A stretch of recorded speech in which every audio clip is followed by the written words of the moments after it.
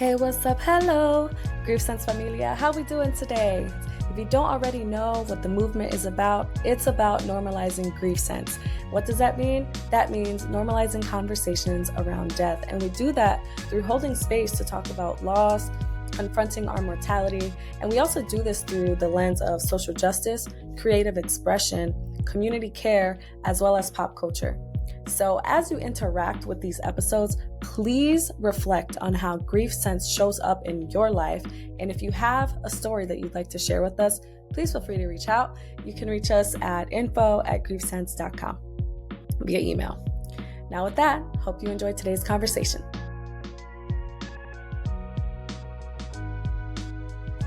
Welcome back, listeners of Grief Sense. Today, I am so excited to have a very special guest, Pabel Martinez, and this episode is going to be fire. What's good, y'all? Pabel Martinez here. I am a native New Yorker, Dominicano, and the founder of Plurawl, which we're launching an app later this year. So I'm officially going to be a tech founder.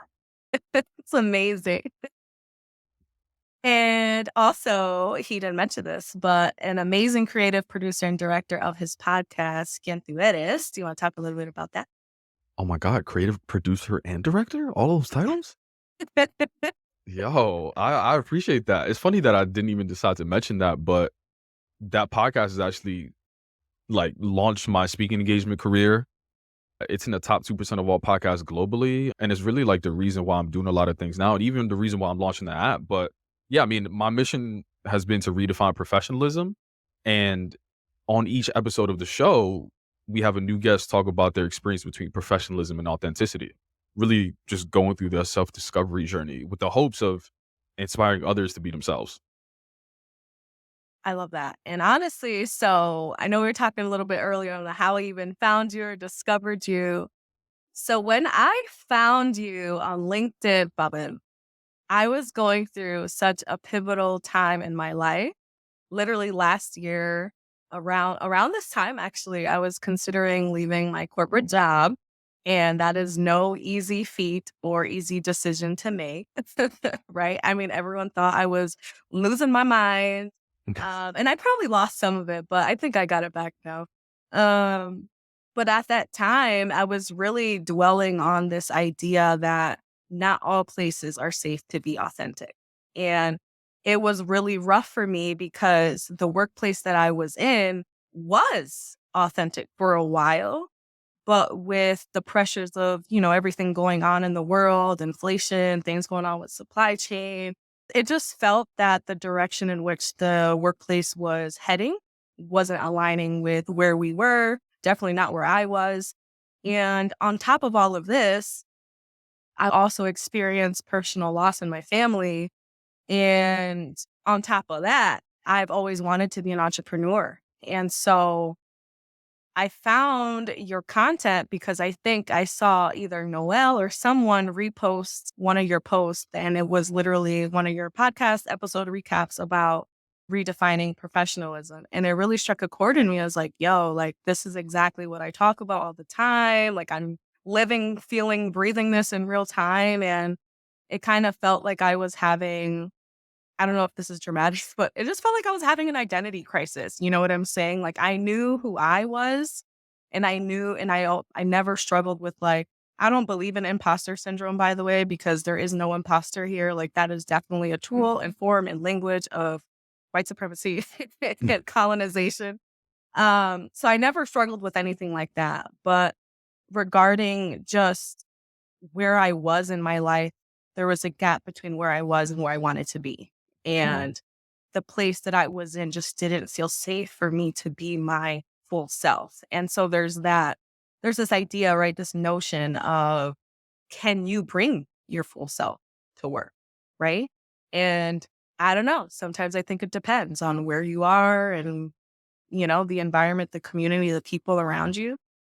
But all that to say, that's how I found you and connected with you, was because you were brave enough to make certain changes in your life and brave enough to start this podcast and build this community around having a very essential discussion, especially at a pivotal time in all of our lives, right? In the world, this is a couple years after, well, the global pandemic, I guess you can say, is still going on, but at that time, and there's like that double pandemic, right? The racial tension as well as COVID, like all of this is going on, and you are building a really strong, solid, authentic community around professionalism. So you really had an impact on me, and I don't even think you know. Thank you. I really, really appreciate that. And I think that's the beauty of sharing some of these stories and some of these experiences. We often think of like, who's gonna care about this? Who's gonna Hmm. resonate with this? Who's gonna this? Who's gonna that?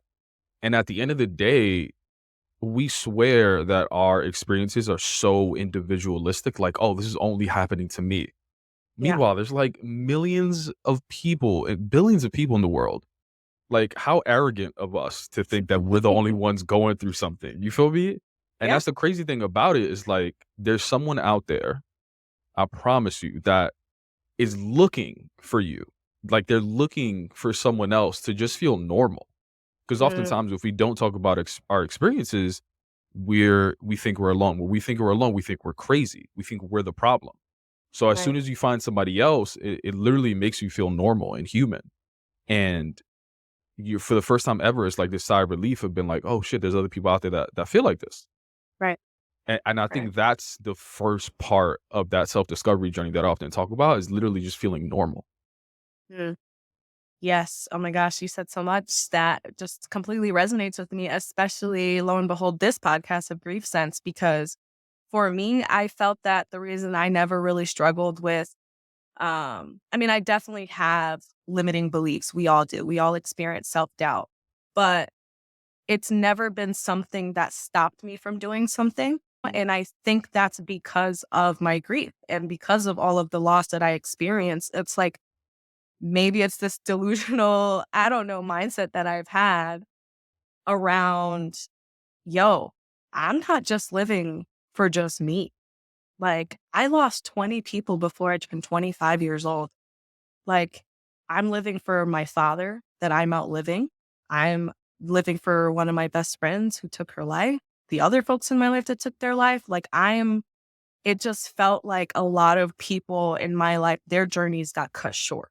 So it's like, what am I doing in my life to not only, of course, do the things that I want to do, but how can I also honor the people that have passed away in a way that also, dignifies them and honors their dreams? And so that to me has been my saving grace, if you will, throughout my life, and just always encouraged me to make really bold decisions and just go after it because, like, yo, we could die tomorrow. Like, I hope we don't, but let me knock on wood. But it's just put this fire underneath me. That's just like, what does it all matter anyway? We're all going to pass one day. Might as well do the things that make us happy.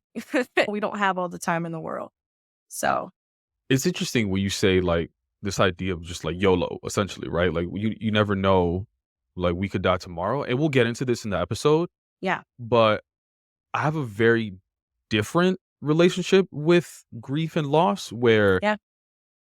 I have instrumental people in my lives that have lived a long life, Mm, so that when they do finally pass away, it's like I didn't even know that was possible. Like to me, yeah. you're supposed to live forever. You know what I mean? We can get into one of those examples, but one of them that we probably won't get into that much detail is my abuela, who I post on social media now. She's Mm, like 94, and not just 94, but like she lives on the sixth floor of her building. And if I walk into the building with her, I hit the button for the elevator, and she's like, "Oh, te veo arriba," and I'm like, "Where you going?" taking the She stairs. takes the stair Wow. at 90. So for me, even the idea of her deteriorating is mind blowing to me. Yeah. Like, she has her health, her mind is there as well, so I'm able to have it's just like everything is there, so Wow. even seeing the slight deterioration for me is gonna be very difficult. Mhm. Yeah, and that's a little bit about anticipatory grief, where Yeah. like you're anticipating it because it's around the corner, it can happen at any moment. But even with that, I think it's so beautiful that you are able to experience someone's presence for that long. And that's how it should be. You know what I'm saying? That's exactly how it should be. But something I often talk about as well is a lot of people in our communities are impacted by systemic barriers where they are not able to live that long of a life, right? And it's just tough that while we should live long, beautiful lives, we don't always get that privilege. So Yeah, to your point, living a long life is a privilege. it It's a is. goal. Like, our goal should be to live a long life. Absolutely. Yeah, yeah, Yeah, absolutely. That's literally what I always say too. Like, life is a privilege. While we mhm. have it, it's a blessing, it's a gift. So it's like, what are we going to do with this gift, you know? But with that, I do want to hold space for you to honor anyone that has passed or transitioned in your life that you'd like to share with us today. Speaking of my grandma, I'm gonna speak about my grandfather who passed away a couple years ago. His name was Rafael Marte, Mm. and ironically enough, actually passed away on his birthday, December 11th. Yeah, but I'm sure we're gonna get into details and, Yeah. ask me a bunch of questions. But yeah, that's what I'm honoring today, my grandfather on my mom's side. Wow. So yeah, let's dive right in. So usually when we talk about who we're honoring, we also talk about what our grief story is and how this person or people that have transitioned in our lives, what was their impact on us? What was their impact on our maybe choice of career or anything that we do in our lives? So definitely would like to have you go into that as well. It's funny that this conversation started with professionalism because I think in many ways he was my introduction to professionalism. Mhm. When I was growing up, he would often tell me, "Yo, do you see presidents, CEOs with beards, with tattoos, with do-rags, with piercings?" No. Till this day, no tattoos, no piercings, nothing. And a lot of times it was because of him, right? But he was also the reason why my family was in New York. Why my family even made it to the US. Like, he was the one that was brave enough to leave that dictatorship in the Dominican Republic at the time under Rafael Trujillo, escape that, which is a story in and of itself, which I don't even know all the details, right? But that's like a whole movie that I'm sure a lot of people could that have lived through. Yeah. Come here, get the papers, find the factory job, settle in New York, then send money to Mm. um and I grew up in the projects in New York City with my mom and my two grandparents. Like, he was the Wow. primary father figure in my life as well. My dad was in New York as well. He was there financially, but not always there physically. So a lot of the things that I saw from just like I don't know what a quote unquote man is supposed to be, what a father is Mhm. supposed to be, all of that sort of guidance, like I really got from him. Wow. And Beautiful. the last thing I'll say is that his death and illness, so he ended up passing away from pancreatic cancer, Mm. but the timing of that really had an impact on my career and the way that I looked at career and life. Mm. I was actually let go from a job because they were just like restructuring. It was a time of layoffs. Company wasn't doing well. Almost like couple months before his diagnosis. Wow. So I ended up getting fired and, being home very often. And I often think about like I was able to help my grandmother who was caring for him at the time because I was fired. I was able to spend a lot of time with him in this vulnerable position where he was literally dying Wow. because I was fired. You know what I mean? Like, I'm actually very like grateful I was fired. And it helped put things into perspective for me of this idea of like everything happens for a reason. Mhm. I'm a firm believer in that. Mm. Wow. And honestly, everything you just said is, I guess, I feel like grief sense is a living, breathing thing that's developing and growing, but of the main definition of grief sense, if you will, is exactly that. It's like you have these life experiences that happen to you that can either make or break you or, everything in between because it can break you at one point, but eventually it really positively impacts your life. But it's like, how can I'm just really interested in how these life circumstances happen and how they give us fuel to make certain life decisions, to show up in a certain way, to treat people a certain way, the way we view life. Like, it's just so fascinating to me. And like, yes, I feel that as, Afro Latinos, as Latinos in the Black community, right? Like, resilience is in our DNA. Like, that's passed down from our ancestors. Like, we are adaptable AF. We're going to figure it out no matter what. Like, that's just who we are. It's in our blood. However, right? Like, there's more to life than how many how many obstacles you can overcome or how many beatings you can take from life's trials and tribulations. Like, we're more than our resilience, but in that, with our resilience, I feel like also provides so much beauty, if we choose to seek it and if we choose to find it. So that's kind of what I just captured from everything you shared about your grandfather. Yeah. I don't know why, but when you said the word resilience, I thought about when he was even like diagnosed and he had the option to go into like chemo, right? Like most people with cancer decide to go, right, to treat it, maybe fight it. He was at an older age, 80s. Mm. No, I think maybe high 80s, close to 90s, where I think he was just like, fuck it, I'm good. And Wow. hearing that, at first I was like, yo, he's given up, right? Mm.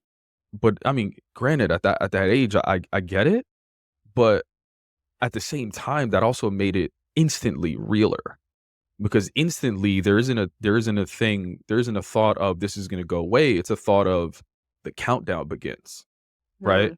And when I found that out, I literally found out how much time he had left. And with pancreatic cancer specifically, and at the stage that he was, it was only a couple months. And this is probably just like going into, mental health in the Latino community and the really like the maybe it's resilience, maybe it's avoidance. I literally Mhm. went for a run. I literally ran away from the news. Like I was Wow. with my family and I was literally, I was like, I can't be here. I need to go. Right. So instead of talking about it, these Mhm. emotions and these feelings and being that, or maybe that was me trying to be that like quote unquote tough person. But I Mm. literally went for like the longest run that I've been on that year to literally Wow. get that emotion out of me and transfer that energy in some way. Cause I Mhm. couldn't, I couldn't deal with it at the moment. Yeah. And I think it's just a testament to how no matter what we go through, like, grief takes on many forms, A, and B, we all respond to it differently. You know what I'm saying? And so that was how you were dealing with the news at that present moment. But I think since his death and where you are now, it's just really beautiful to see how much you've grown, how much you are honoring him. And you might not even recognize it every day, but you are, just through the work of being yourself and inspiring other people to be themselves. And I always talk about how there's certain grief days that like you're having a really great day one day, and then next thing you know, you have a random moment that just slaps you in the face like a brick. But then whatever you had planned for that day just completely thrown out the window. And I think it's important to really honor those moments and to allow yourself to feel those feelings, to be angry, to be sad, to be happy, like whatever is coming up for you, and just sitting with it and being okay with it, because it Yeah. is kind of like this instant fallback reaction of, oh, I got to fill my mind with something. Oh, I got to do something or kind of be productive right now when I'm feeling this way.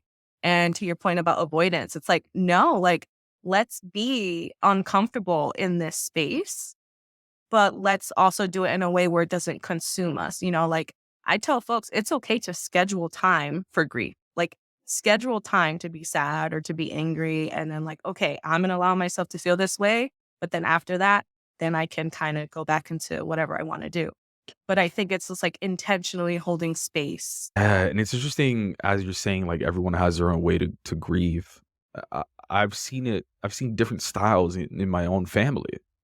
Mm. So during that time, I cried often in the shower by myself, Mm. and I never saw. I don't think I've ever seen my mom grieve. Wow. My mom is someone that. hides her emotions through laughter.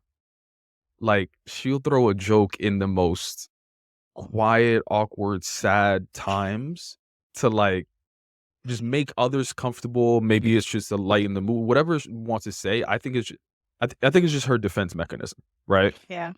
But I've had intimate moments with my grandma, during that time where she just, like, cried on my shoulder and I consoled her and held her and, Wow. you know, I don't know why, but when my grandma started crying, yo, and that's the only time I cry these days. Like, my eyes are getting watery right now just thinking of my grandma. Yeah. Um, but I remember this moment when, like, he did pass away and she was crying, and I just had this moment of like, "Listen, like, don't you leave me now." You know what I Mm. mean? I never had that, like, an emotional moment like that with my mom. I never seen my mom cry. Um, so maybe me running was me emulating some of the behaviors that I've seen, but my grandma as well, this is also, like, traditional old school Latina shit, but she only wore black clothes for, like, a couple years. Wow.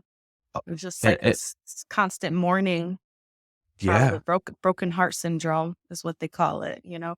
yeah, literally, Yeah. like, "Oh, like, there's this event that we're all gonna go to, a dinner or something, like, let's go shopping." She's like, "Oh, it has to be black." You know what I mean? And she, like, maintained that for a long time, but who's to tell her that a year is enough? Who's to tell her 2 years is enough, right? Exactly. Wow. It's hard to put your grief style on someone else as well. Exactly. Exactly. But And but yeah. I do wish I had more people to talk to about it, though. I wasn't going to therapy at the time, but Mm, I do wish I had more outlets besides doing it on my own. mm. I'm so happy that you said that. I mean, definitely, I think everyone should experience therapy multiple times throughout their lives. But I honestly, I kind of hate when people's like, "Oh, just go to therapy." Like, you have to find a therapist that matches you. You have to kind of align with someone who you are going to share your most inner, dark, deep, vulnerable moments with. Like, that's not something you take lightly. You just get a therapist and boom, that's that. Like, no, it takes some time. At least I think people should be intentional when they are searching for a therapist that aligns with them. So definitely call out to everyone out there to definitely explore that in whatever way that looks like for you. But there's also other therapeutic avenues and outlets that we can take, right? And for me, a lot of that was listening to podcasts, reading, and I do think there's a sense of some toxic traits that I have incorporated into my daily routine because of how I saw my mom grieve. And I feel like throughout my whole life, my mom's always had this like void, if you will. But I'm grateful that we had so many awesome moments together, my mom and I, that we were able to help fill that void for each other. But I think the way my mom grieved is by working and just doing work, work, work, work, work, go, go, go, go, go.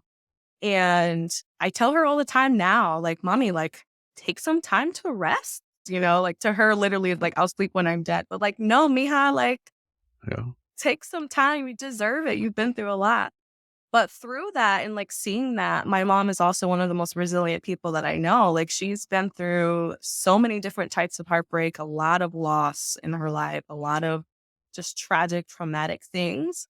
And if if the worst thing she did was channel that into work and positively supporting other people, like, granted, yeah, she could take better care of herself, but the amount of help and support that she's provided to the community. She's a therapist, so she's literally, we call it healing the hood. Like, she is literally healing just generational cycles and traumas that people have experienced. And I think that's beautiful. Um, but it's kind of taught me, I guess, and I'm reading a book right now called How We Heal by Alexandra L. And one of the things that the author talks about is by us taking rest and by us prioritizing our well being, we are literally healing our Yeah. lineage, our ancestral lineage. And when I read that, it just really hit me so deep because I was like, yo, think about how many people in our lives, in our families, in our communities who have gone through so much generational trauma, but never took the time to heal. Mhm. And now that is causing a barrier for future generations to not heal. Like, that's just so wild to me. So it's like a creative outlet to express my grief has been through creating experiences that always combine like music, art, just creative expression in whatever way, and just having community together. It's like, yo, we're all going through stuff. We all deal with it differently, but let's at least do it together, you know? So that's kind of been my jam.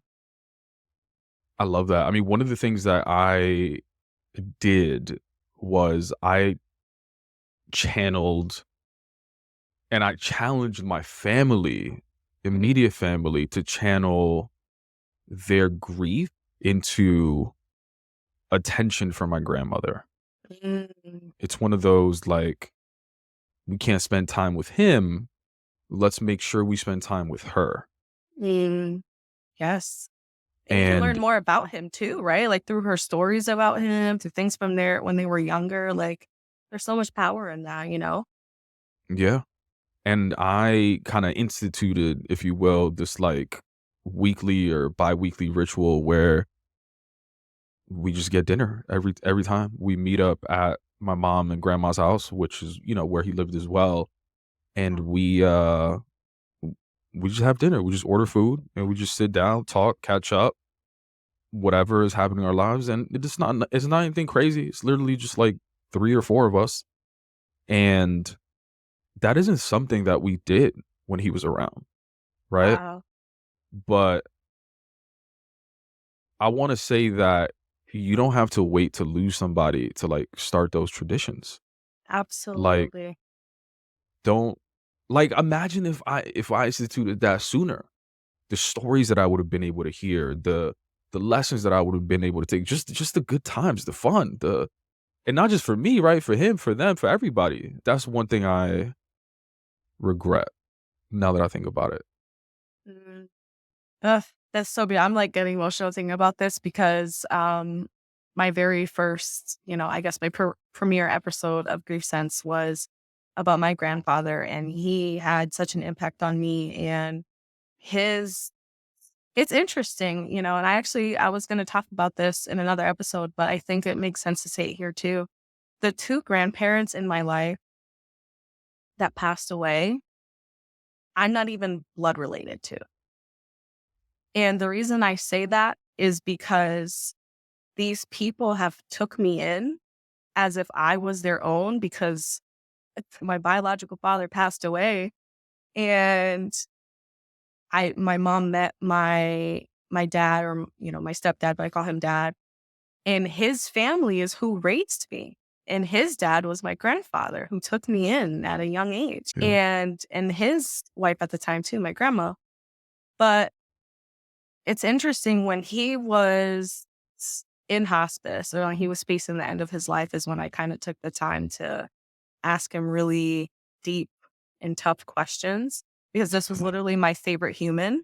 And it's like, I Yeah. don't want to say it kind of reminds me about your relationship with your grandmother, like how mine was with my grandfather. I was terrified to ask him these questions because it was like Yeah. anticipatory grief. Like, it's going to happen soon, but you're just trying to ride out every moment that you have with them. But it's like no one else in the family, no one else is having these types of conversations. And the relationship that I had with my grandfather, I knew was something that I didn't take for granted. And if anyone was going to ask these types of questions, it was going to be me.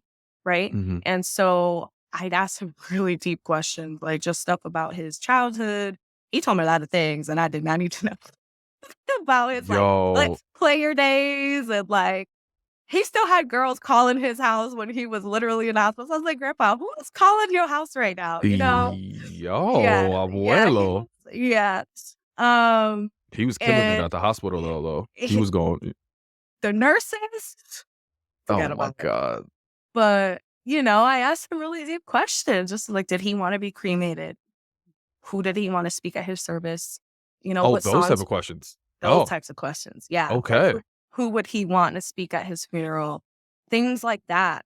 And Not what your favorite color is. Not no, it okay. would be deep, deep, deep, deep questions. And through that is what sparked griefsense, because around that time it was inspiring me. So randomly, I literally hit up different family members at different random times and I asked them a random question. They don't know it's because I'm like documenting it and knowing just in the event that something happens. And there'll be fun little questions too that are also deep, but like, if you were to pass away, what animal should I look out for?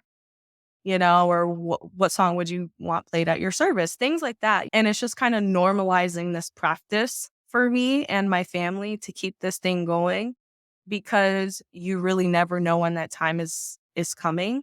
So it's like I'd rather have the really tough conversation in real time now than regretting it, not having the conversation later. And then we don't have the information we need to dignify the amazing human that just lived a whole life and deserves to be honored in the way they do in life and in death, you know? By the way, So I thought of these as like journal prompts because I literally want to take one of these each and I could write like 2 hours on each of these. Like they're so good thank you. and it doesn't even have to be an exercise on like you thinking about death. It could just be again, self-discovery. Like you can learn so Exactly. much about yourself Exactly. literally just by thinking about this, thinking about someone Exactly.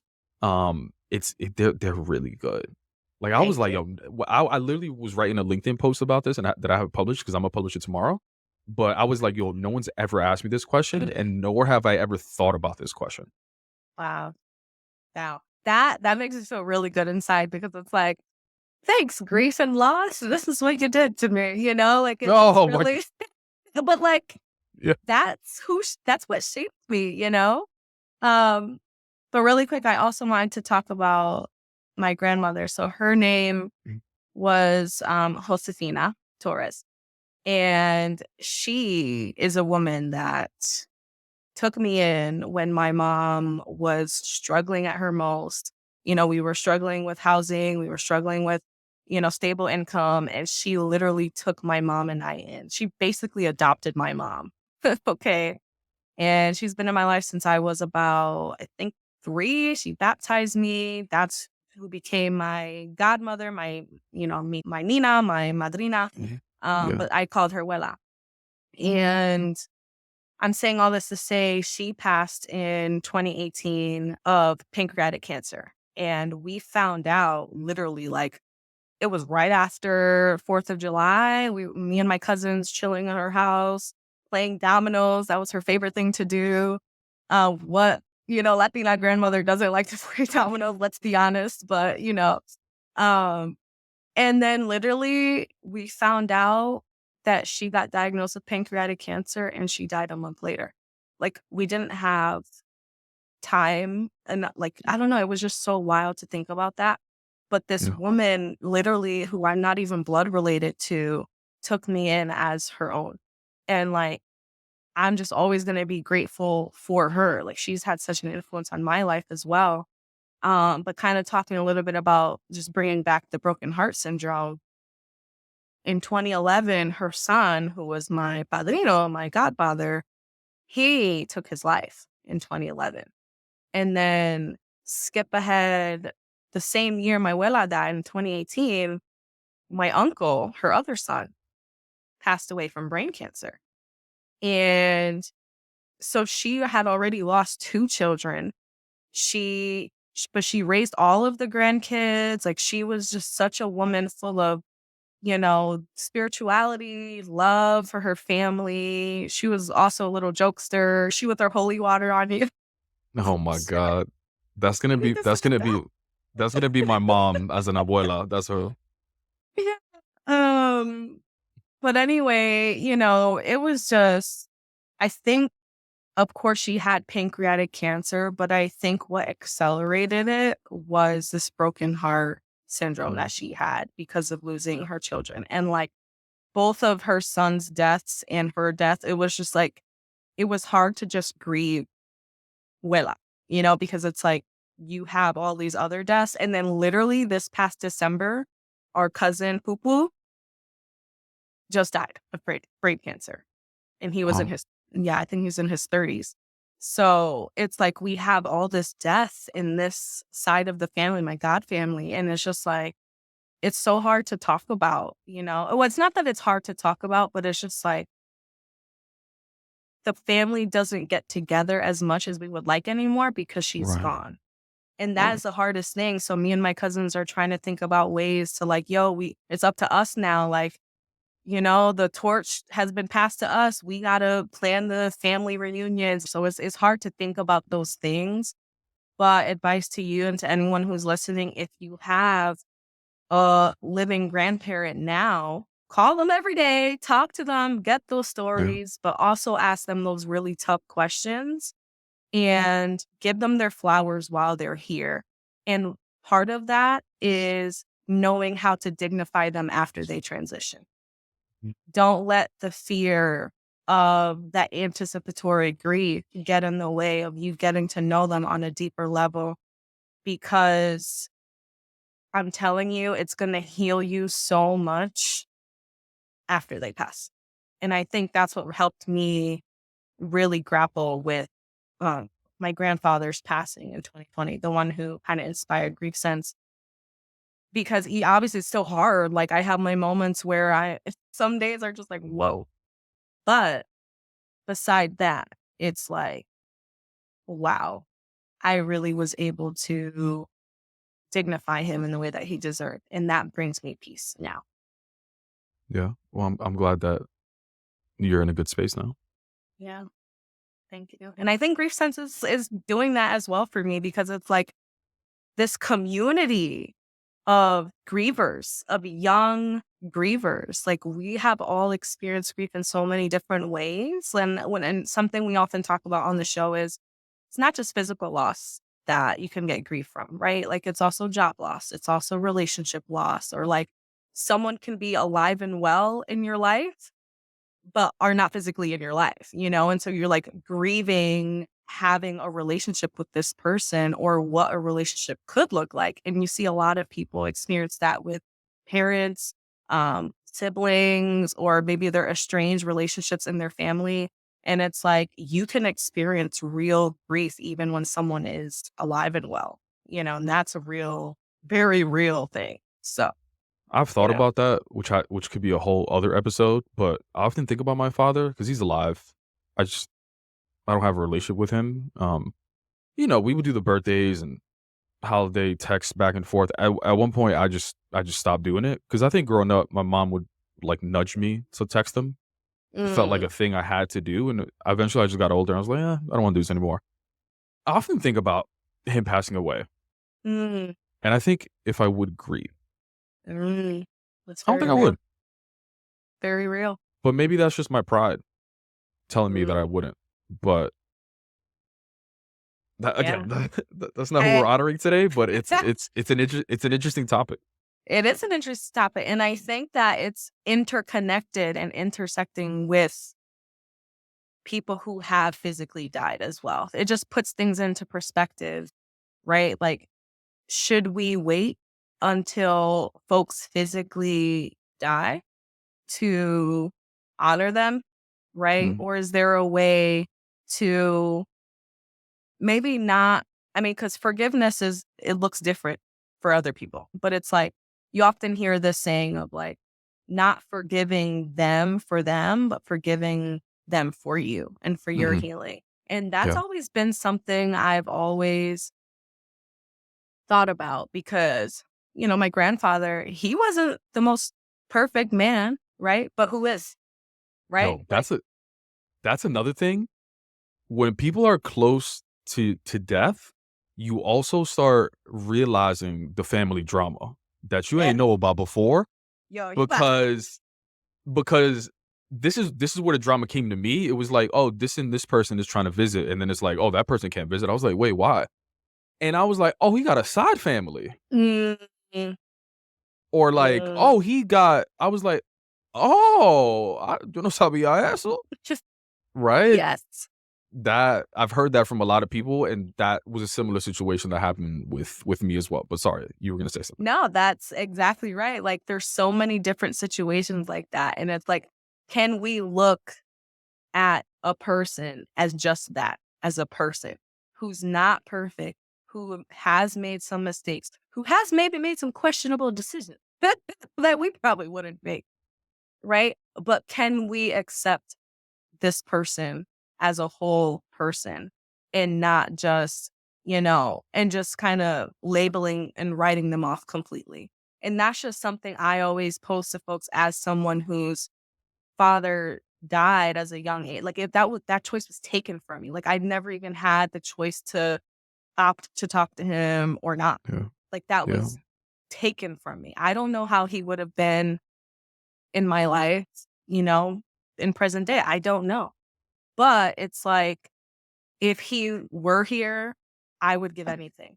I would literally give my last breath to hmm try and make that happen. So it's just a really good conversation for folks, right? Like, if you were to give advice, Babin, to people who are listening, like, what would you kind of say about everything that we're talking about, like regarding grandparents, regarding people in your life that are alive, but maybe are not in your life? Like, what are some things top of mind for you that you would share? Oh, I would. I'm a big proponent of journaling, just because I think it helps me get my thoughts out about something. Yeah. And I would start with some of the journal prompts that you gave. Like, Love it. they're really good at just thinking about things that you probably haven't thought of before. And I Mm, think some of the answers that you come up with, some of those questions will give you insight into who you are as a person, but also like some of the things that you value in life. mm, yeah. Um, so I would say like continue with that self discovery and using some of the journal prompts that you shared around grief. I think is a good way to start because that will lead you down a path that you might not have thought about before. Mm, I love that. And, I think that these podcast episodes can serve as those prompts that, right? Like, as our guests are kind of, responding to these prompts, I hope that it is inspiring others to, reflect on the same, hmm in their life, because it's just normalizing this practice. Like, y'all, we understand this is uncomfortable. Like, it is not easy to talk about that. It is not easy to think about your loved ones not being here in the physical form anymore. Like, there is nothing that's easy about that. But also, is anything in life easy? Like, did any of the things happen in our life when we were ready? Like, we're never going to be ready to Right. lose someone. That's hmm you doesn't matter if someone's facing the end of their life and this thing is coming, or if someone was a child or a teenager. Like, it doesn't matter. Like, hmm we're never going to be ready or fully prepared to ever accept this reality. However, we have to deal with it.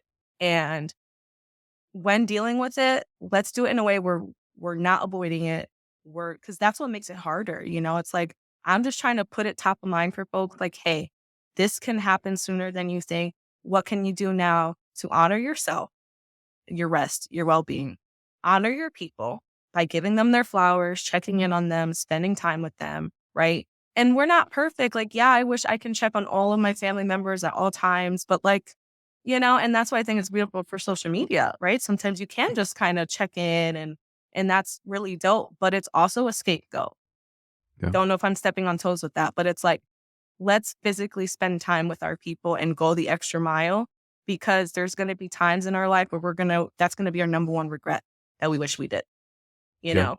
So it's just really normalizing these types of conversations and getting people comfortable around just starting the conversation.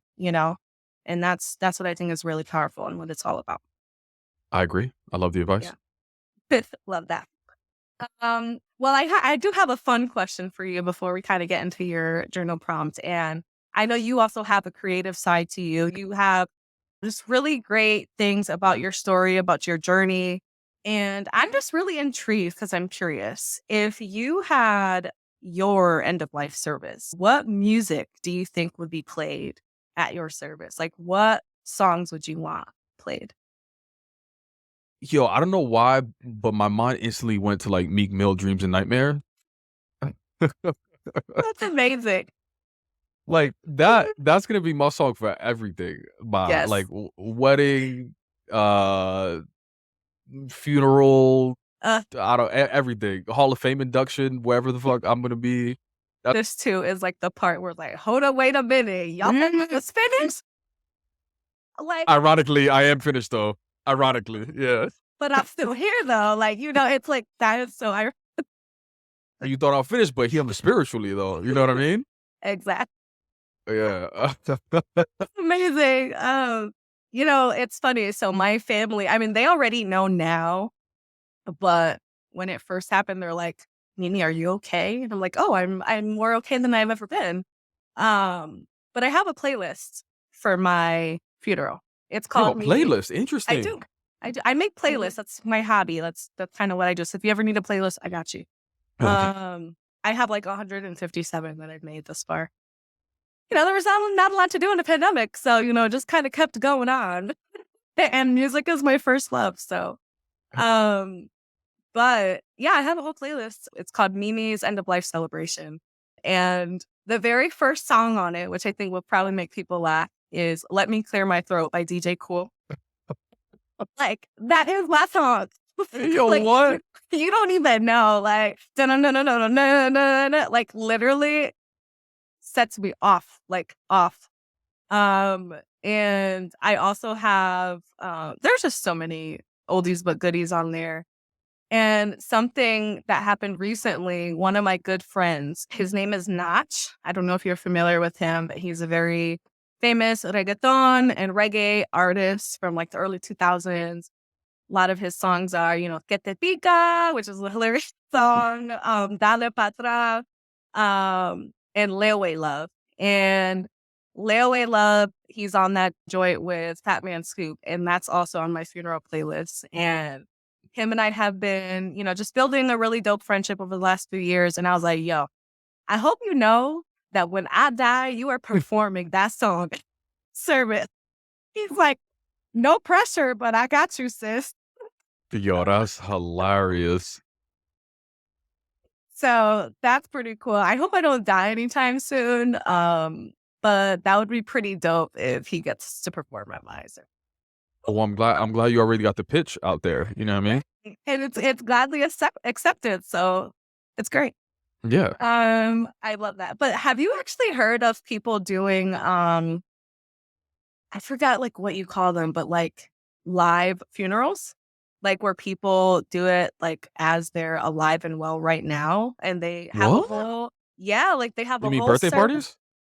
kind of like a birthday party, but like it's a funeral style. And it's like people come to you're actually one of my friends, shout out to Danielle Simowski. She just did it recently for her 30th. Her and her friends, her family got together, everyone wore black, and they had to write eulogies about kind of rest in peace to her 20s and what they wish for her next few years. But this is like a thing that a lot of people are starting to do, is just kind of having like a living, breathing funeral while you're alive and well. And I don't know, I just think the concept is really interesting. It might be That morbid to some, but I think it's really interesting. that's interesting. I wonder how often you want to die though. Like how often are you doing the funerals? Like are you doing it every 10 years? It's like, yo, RIP to the 30s, you and your you know what I mean? Like how is what's the etiquette for funeral parties? You know what I mean? Right, right. And I even for folks who do it like one time, my mom has also even expressed to me that she would like to do something like that. And just even normalizing funerals being fun, like not fun, but you know what I'm saying? Like a party, a Yeah. celebration of life. And I think it's just a testament of maybe a reminder to people to honor you while you're here, give you your Yeah. flowers while you're here. So I don't know, it's very interesting. So I feel like we might see an uptick in services and celebrations like that. So look out for it. I don't know. So you telling We'll me see. this is gonna be the new gender reveal? Like, you know how that was a wave? This is gonna be the new wave? That's what you're telling me? Maybe. I mean, I always thought gender reveals are toxic, but that's a conversation for another day. But yeah, I mean, who You about to knows? start a fight online. Gender reveals are toxic, but this is what you should do. You about to okay.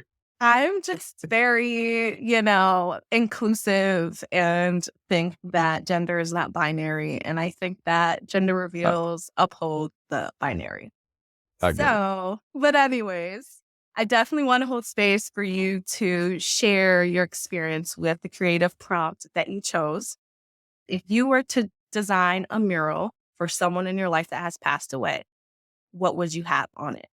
So for context, I already sent you the picture of my home office that has all of the murals in there. And I love murals. I love street art in particular because it's this idea that it's free. It's like available for everyone to see. Mm, And it's often looked down upon, right? Because it's not in the galleries, in the museums that's like highly curated and selected. So whenever I go to like a new city or even when I'm in the city of New York, wherever I'm at, I usually look for murals in the area and I take a picture and frame them all over my wall. So wow. I just love murals in general. But my grandfather, when he was alive, and I don't know if it's still in his room where my grandma sleeps now, but he had this picture. It was like 4 different versions of him. So like from different ages. So I don't know, when he was a teenager in his 30s and 50s, and I don't know when it stopped, probably into like the 70s or something. Yeah. But for me, it provided perspective of like, oh my God, this person like lived a life. Like we Mm, often look at our family, our mom or dad, whatever, and we think like we only see them in this old stage. yeah. And with the title of parental figure. And we Mm. forget it was like, yo, our mom was probably a little hoochie mama in the back of the who knows? You know what I mean? She probably throwing it back at the reggaeton for whatever. Like Abuelo, same thing. He was out there in the streets being low, you know. Yeah. Yep. But also like, yo, they've had a lot of experiences that like we also want to do. And for my grandfather in particular, I think he was a big like he wasn't educated in the traditional sense, but he was Right. educated from like a book standpoint, traveled the world with little money, and he Wow. continued dreaming even like to an old age. I'll give you an example. Like It's beautiful. he wrote this song one day. So he was like, I guess a music composer or whatever. And I What? remember he was like, yeah, I want to get this trademarked or like copywritten or whatever. And like I remember people laughing at him. Like even me, I was like, I want to, what are you talking about? Right. Mm. And he was like, "Nah, I'm gonna get this copywritten and I'm gonna get this like famous Dominican artist to like record the vocals for it." I was like, "Huh?" And it Wow. wasn't for the money, obviously. Like, he's old as like whatever. He's not gonna sing it himself. He's not gonna put out his own music video. You know what I mean? But he actually did it at like he What? went to Washington, did it in person, did all like Look at and that. he was this old man like an 80 something with a cane, like, and I'm just like, yo, even old as hell, he's still dreaming. Like, this man Wow. still has aspirations. So for the mural, I That's like that idea beautiful. of like having the different versions of somebody up. Mm. And I think in the background of those versions, you could see kind of like what he was really into at that age, right? So in the later years, it would be like musical notes and shit like that. Maybe the one before that, it would be like, I don't know, families and shit. Maybe in the 20s and 30s was a lot of traveling. He went to mad different countries that I've never even been to, right? Wow. And just like that kind of thing, like in the background. And I think the words overarching would be like either dream forever or dream until you die. Wow. Like, I think I that's just what it got would be. goosebumps. I just got goosebumps. Like my hairs on Yeah. my arm just raised up. Wow. Yeah, it's just like I think we often like do the most dreaming when we're a child, and as we get older, we kind of lose that. And he Mhm. was just one that never did that. Wow. And he just kept it alive. That's so beautiful. And like honestly, I love that you chose this prompt and this question. And that is so I don't know. My brain is just exploding right now because it's like I can see it, like I want to see it. Like maybe this is something you gotta, do one day. Hire a muralist and just do this to honor your grandfather. Like, I don't know. I just feel like that's so beautiful. And imagine if, and I have to tell you, one of my dreams one day, right? And hopefully, we'll see how the podcast develops and everything like that. But one of my dreams is to do like pop-up museum exhibits, if you will, Uh, in different communities across the world, but honestly the States, but I would start in Hartford where I was born and raised. But to do pop-up museums of artifacts of people who passed away and just make it like not because usually when you go to museums, it's like these old dead white people that, you know what I'm saying? Like, great, he was a colonizer, amazing. Woo! Uh, or others, right, where they have contributed so much to civil rights movement, to the rights that we get to honor and enjoy today. However, where is that of just regular family members in our lives, you know? And I just want to give communities a platform to do that. And so, like, I've always thought about, like, could there be different art displays and installations, or just having different clothes or items that other, family members had, and just family members have their exhibit up for like a certain amount of time. And so, yeah, that's something I really want to do one day. So we'll see.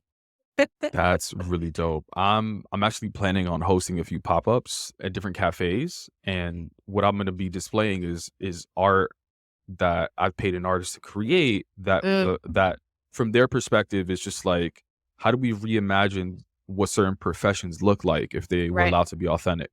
So I uh love that. we got like astronauts and teachers and a whole bunch of other shit. So I'm excited to share that. I love that. That is amazing. I can't wait to experience one of your pop-ups too. Yeah. I want to say too, really quick about the mural question. So that actually came up because when I was a kid, I knew that it existed, but of course never got to see it in person because it got taken away because hello gentrification. Um, but after my biological father passed away, like he was really well known in the community. A lot of people loved him. His name was Tute Gonzalez. And someone made a really dope mural of him. And it was him holding me as a baby. And I actually have that tattooed on my leg. And just being exposed to that picture my whole life and just, like, knowing that there was a mural of my father, like, the whole community knew my dad, like, that to me was just so dope and kinda what got me into, like, loving art and street art as well, and just, like, Wow. people just expressing themselves when technically they're not supposed to, like, our people are not supposed to express ourselves on the outside of building, but guess what? Mhm. We do it anyways, we take creative reign because of the things that happened to us. He was taken from our community and people made a mural for him and people visited it often. And then when this new establishment was about to, build this new building, they knocked it down, and then that was taken away from the community. And so it kind of put this thing in my head where when we create art, it outlives us, you know what I'm saying? That's why I love, like, Yeah. video and, like, digital platforms, like podcasts, films, music, because it's something that can't be physically taken away. So that's kind of just what inspired that question. So I was so excited that you picked it because no one's picked that question yet. I love that art will So, outlive us. yeah, everything we create, it's like, it's twofold, right? Like, I feel like our mission should be, or at least the mission I have, and I definitely see it in your life as well, is creating the things that we wish existed, right? And then the second part is creating the things that will outlive us as a form of a legacy project, right? That our families can have after we pass away. Um, we talked a little bit about healing our lineage, right? Like this is something that can be passed down for future generations way after we're not here anymore. Like that's so beautiful to me, you know? Yeah. Like what we're creating today can inspire someone 50, 100, 150 years from now. If our planet is still alive and well, because hello, climate change. Hey, but as we wrap up here, I really enjoyed our conversation today. You're an amazing guest. I love your story. Definitely want to give you the opportunity to, share with folks things you have coming up. How can they get tapped in with you? What are some things they can look out for? How can we help you and just amplify the amazing work that you're doing? Yeah, so I mean, follow us everywhere at Plurawl. That's Plurawl. Add me on LinkedIn at Pabel Martinez, and stay tuned because we are launching an app. It's going to be an AI powered journaling app that is going to help you get to know yourself. So really spark and sustain that self discovery journey, and it'll be including a lot of journal prompts and inspiration from our podcast. But who knows? Maybe we could add some grief sense stuff in there as well. That'd be Yeah. dope. But the prototype should be ready to start sharing it with users so that they can test it. And we're going to start raising some venture capital. So right now, if you go to our social media, click the link, you'll be able to join the wait list, which is live. Yes. As soon as I saw that, I joined right away. So I was like, yep, I can't wait. I shared it with my people. I was like, join the wait list, folks. You do not want to miss this. I love that. And then also, what about the Quien Tu Eres podcast? Like, where should folks kind of tap in and listen to that? Yeah, it's available everywhere where you listen to podcasts, Spotify, Apple Podcasts, even YouTube. So all the episodes are, we record video, and we just started recording all the episodes in person as well. So we're actually going to start doing pop-ups outside of the whole art idea pop-up. We're actually going to start hosting pop-ups in a bunch of different cities, starting with New York, then also in Miami. I'm be in Miami shooting That's some dope. pop-ups to record like 5 to 10 minute versions of it instead of having a whole hour, just to give people an opportunity to share their experiences. So Can't Do It as podcast is available everywhere. New episodes every Tuesday. Love that. You're amazing. So glad and honored to know you. Glad to have you on Yeah. the podcast today. I think your story will really resonate with a lot of people, and just really thinking about that life is a privilege, and living to experience an old age is a privilege, and to not wait until we get to those old ages to start dreaming, right? That's kind of what I've captured from this. Anything you'd like to say before we close? Nah, just keep dreaming and dream big. You know you dream big enough when people call you crazy. So until they call you crazy, dream bigger. And that's on period punto poo. All right. Well, thank you for tuning in, everyone. We'll catch you on the next episode. Griefsense familia, that wraps up another episode of the Griefsense podcast. If this resonated with you, please feel free to share with someone who will appreciate it, and tell a friend to tell a friend. Also, I'm a firm believer that feedback is a gift. So, I'm just saying, I won't be mad if you decide to leave a review and a rating of your experience on the podcast so far. Also, let's help each other find community in grief, and let's amplify these stories far and wide. Thank you for tuning in. En solidarity y con mucho amor, Mimi.